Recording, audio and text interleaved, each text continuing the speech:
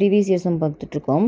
The arithmetic mean of 6 values 45. If each value is increased by 4, then arithmetic mean of new set of values.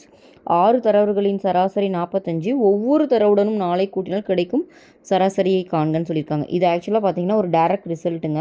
இந்த மாதிரி ஒவ்வொன்று கூடயும் add பண்ணுறாங்கன்னு சொல்லிட்டா நம்ம டேரெக்டாக அதோடு ஆட் பண்ணிக்கலாம். 45ஓட அப்படியே ஆட் பண்ணி +4 போட்டு 49 போட்டுடலாம். ஓகேவா, இது ஒரு டைரக்ட் ரிசல்ட்டு. அப்படி இல்லை அப்படின்னாலும் நீங்கள் செக் பண்ணியும் போகலாம். இப்போ பாருங்கள், அவங்க என்ன கொடுத்துருக்காங்க, அரித்மெட்டிக் மீன் ஆஃப் 6 வேல்யூஸ் 45. அப்போ என்ன அர்த்தம், சமேஷன் x/6 வந்துட்டு 45ன்னு அர்த்தம். அப்போ சமேஷன் x என்ன, 6 × 45 மல்டிப்ளை பண்ணுங்கள்.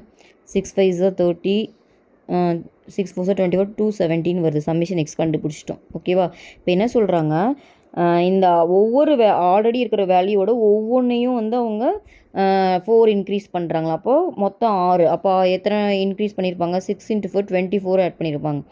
ஆல்ரெடி ஒரு 270 இருக்குது. ஒவ்வொன்றோடையும் அவங்க எவ்வளோ ஆட் பண்ணியிருப்பாங்க, 4. அப்போ 24 ஆட் பண்ணியிருப்பாங்க. கீழே அதே நம்பர் தான் இருக்கும். ஓகேவா, அப்போ என்ன ஆகும், இது 270 294ன்னு வருமா, 294. இப்போ 6ஆல் டிவைட் பண்ணி பாருங்கள். 4 டைம்ஸா, 4 6 24, 54ல் 9 டைம்ஸ் 49 கரெக்டாக வருதா. ஸோ ஆனால் பட் இது டேரக்ட் ரிசல்ட்டே இருக்குது. ஒவ்வொன்று கூடயும் ஆட் பண்ணும்போது நம்ம டேரெக்டாக எவ்வளோ கொடுத்துருக்காங்களோ சராசரி அதோட எவ்வளோ ஆட் பண்ண சொன்னாங்களோ அதை ஆட் பண்ணிடணும். 4னா 4 ஆட் பண்ணியும் போடலாம். ஓகேவா, உங்களுக்கு டவுட் இருந்தால் நீங்கள் போட்டு பார்த்தும் போட்டுடலாம். ஓகேவா.